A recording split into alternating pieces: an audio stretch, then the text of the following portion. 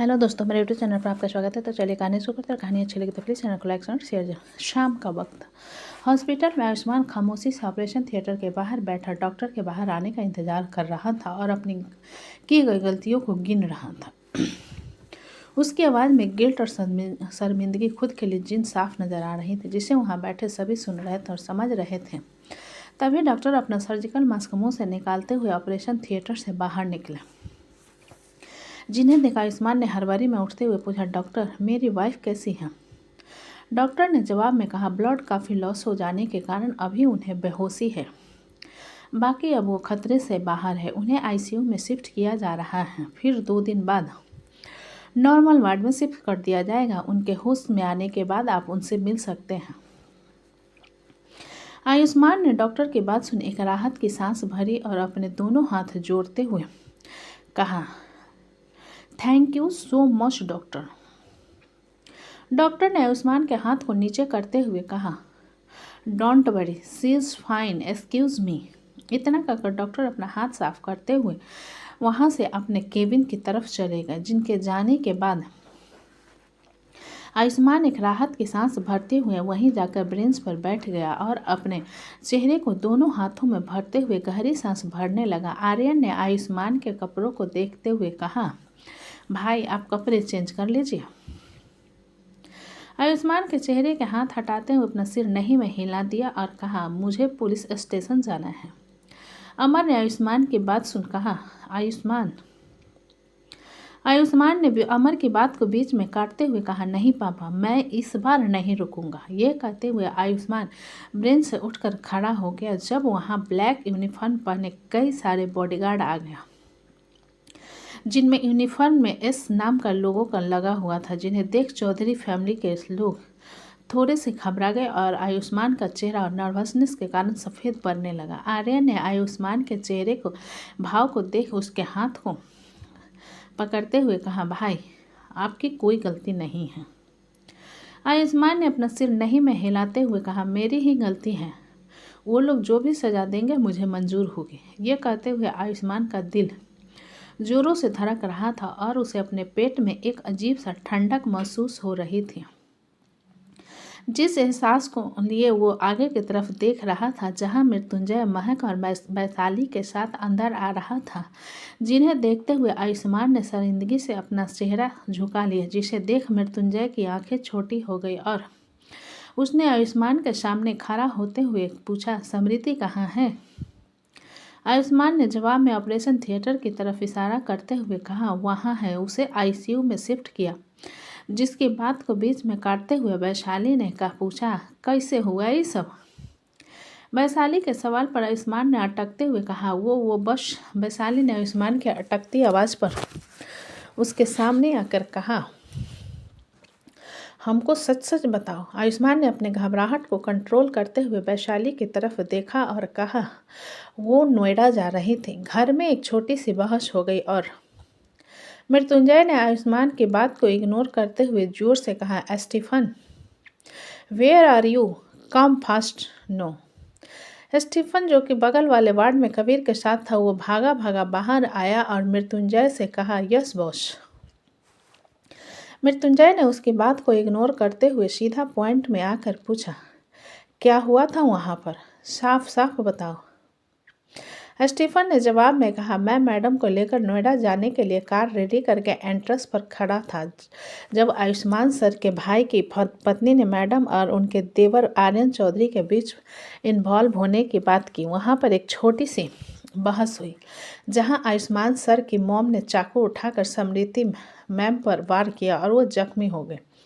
Stephen की बात सुन मृत्युंजय ने गुस्से से उसके गले को पकड़ते हुए कहा, यू ब्लडी बास्टर्ड, तुम वहाँ पर क्या कर रहे थे? स्टीफन ने बिना किसी विरोध के अपना सिर झुकाए हुए कहा, आई एम सॉरी बॉस, मैं उस वक्त दूर था, मैं अपनी गलती के लिए शर्मिंदा हूँ। मृत्युंजय ने झटके से स्टीफन को छोड़ दिया और इधर उधर देखते हुए आयुष्मान से कहा, तुम्हारी माँ कहाँ है? आर्य ने मृत्युंजय की बात पर कहा, मिस्टर सारंग। जिसकी बात में बीच में काटते हुए मृत्युंजय ने कहा, तुम बीच में इन्वॉल्व मत हो, समझे? ये कहते हुए मृत्युंजय ने फिर आयुष्मान से पूछा, मैंने पूछा तुम्हारी माँ कहाँ है? अमर ने जवाब में कहा, पुलिस हिरासत में है।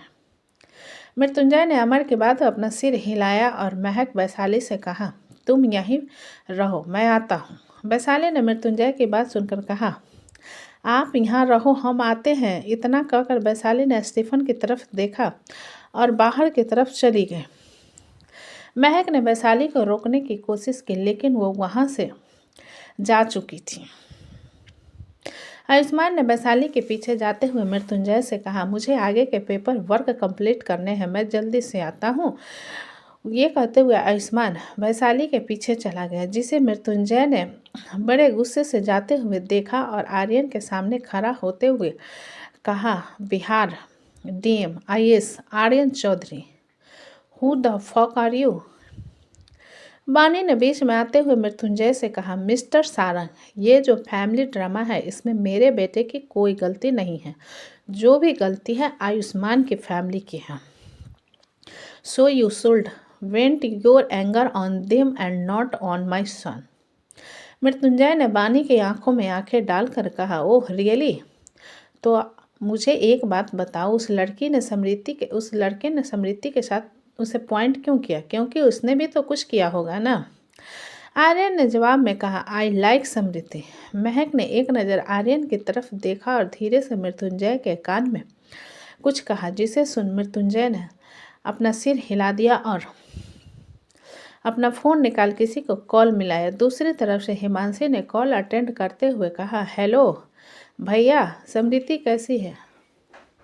मुझे अभी पता चला कि, जिसकी बात को बीच में काटते हुए मृत्युंजय ने कहा, एक इमरजेंसी डॉक्टर की टीम रेडी करके रखो, हम समृद्धि को वहां लेकर आ रहे हैं। इतना कहकर मृत्युंजय ने कॉल कट कर दिया और महक से कहा, मैं पेपर वर्क पूरा करके आता हूँ। महक ने अपना सिर हिलाया और मृत्युंजय वहां से डॉक्टर के केबिन की तरफ चला गया और महक आईसीयू की तरफ चली गई। उन लोगों ने चौधरी फैमिली को ऐसे इग्नोर किया था जैसे वहां नहीं थे। वही वैशाली बैक सीट पर आयुष्मान के साथ बैठी हुई थी और स्टीफन गाड़ी ड्राइव कर रहा था जब वैशाली ने अपना फ़ोन निकाला और एकांश को कॉल मिला दिया। एकांश ने कुछ रिंग के बाद कॉल अटेंड करते हुए कहा, मैं अभी जस्ट पुलिस स्टेशन पहुंचा हूं।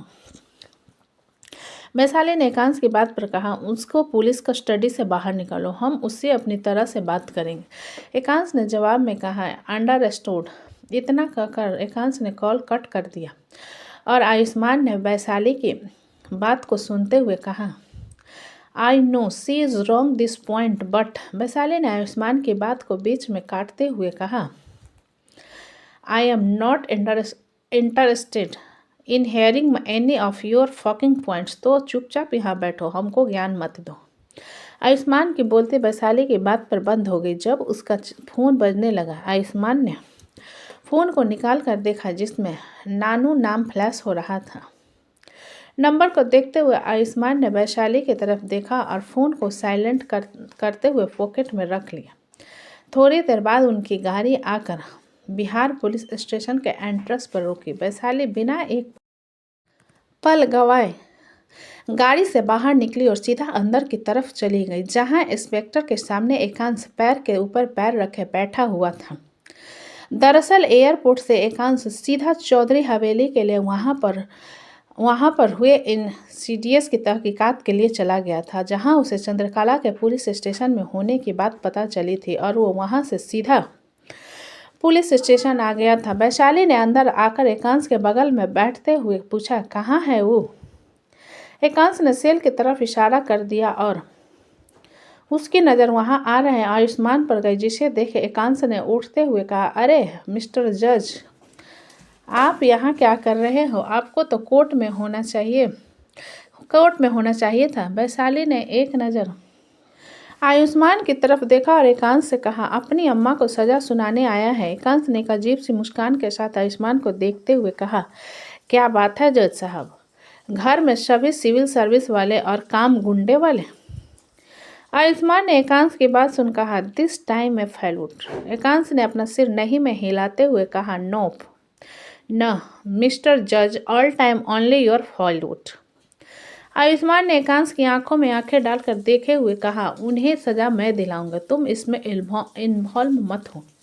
एकांश ने होठों पर तिरछी मुस्कान लेकर कहा, मिस्टर जज, मेरे काम करने के तरीके से आप अभी वाकिफ नहीं हैं। आपके परिवार की बर्बादी का कारण आपका डेयर बनेगा। ये कहते हुए एकांश ने वहां खड़े पुलिस इंस्पेक्टर की तरफ देखते हुए उसे कुछ इशारा किया। पुलिस इंस्पेक्टर ने अपना सिर हिलाया और जल्दी से चंद्रकला के लॉकअप की तरफ चला गया। आयुष्मान ने हल्के घबराहट में वैशाली से कहा, मिसेस सारंग, जिसकी बात वैशाली ने बीच में काटते हुए कहा, जहां हम खड़े होते हैं ना, कानून वहीं से शुरू होते हैं, इसलिए तुम रास्ते का रोड़ा मत बनो, अपनी आंखें बंद कर लो। यह कहते हुए वैशाली उठकर खड़ी हो गई। जिन्हें देखते हुए आयुष्मान ने अपना फ़ोन निकाला और वैशाली से कहा, मैं डीआईजी को कॉल करता हूँ। वैशाली ने आयुष्मान को इग्नोर किया और एकांश से कहा, उसको बाहर लेकर जाओ। इंस्पेक्टर चंद्रकला को लेकर बाहर आए और चंद्रकला की नज़र जब आयुष्मान पर पड़ी, उसने गुस्से से कहा, तुमने हमारे खिलाफ पुलिस कंप्लेंट किया, हम तुमको छोड़ेंगे नहीं। चंद्रकला की तरफ देखते हुए वैशाली ने उसके सामने आकर कहा, तो तुम हो उस चुड़ैल सास जिसने समृति के पीठ पीछे छुरा घोंपा है। चंद्रकला ने वैशाली को ऊपर से लेकर नीचे तक देखते हुए कहा, तुम कौन हो? तुमको पता हम कौन हैं जो हमारे सामने तुम?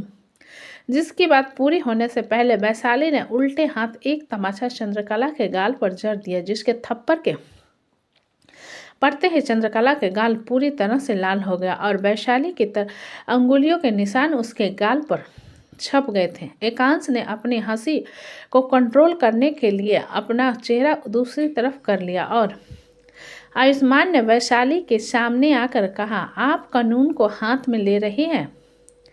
वैशाली ने गुस्से से भरी आंखों से आयुष्मान को देखते हुए कहा, तुम्हारी अम्मा ने हमारी बेटी को अस्पताल के बिस्तर तक पहुंचा दिया और तुम कहते हो कि हम कानून को हाथ में ले रहे हैं।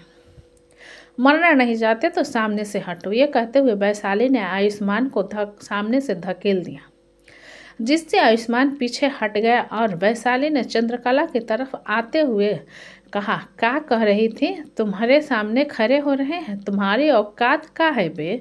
ये कहते हुए वैशाली ने चंद्रकला के बाल को पकड़ लिया, जिसे देख चंद्रकला ने वैशाली को मारने के लिए हाथ ऊपर किया। उससे पहले वैशाली ने उसके हाथ को पकड़ मोड़ते हुए कहा, हमने सुना कि तुम उस कमीनी मृदुला की बहन हो। वो साली तो थी ही मरने के लायक और अब तू भी मरने लायक काम कर रही है। समाधि से गले लग जाता है, लेकिन तूने मौत को गले लगाने के लिए हमारी बेटी को हाथ लगाया था। ये कहते हुए वैशाली ने चंद्रकला के सिर को दीवार पर दे मारा, जिससे चंद्रकला के माथे से खून निकलने लगा और उसने अपने हाथ पैर को मारते हुए कहा, छोड़ो हमको, वरना हम तुम सबको छोड़ेंगे नहीं। तुमको पता नहीं हम किसकी बेटी है। तो दोस्तों, कहानी कैसी लगी मुझे कमेंट में, अच्छी लगे तो प्लीज़ चैनल को लाइक करें, सब्सक्राइब करें और ज़्यादा से ज़्यादा शेयर करें। कहानी को पूरा सुनने के लिए धन्यवाद।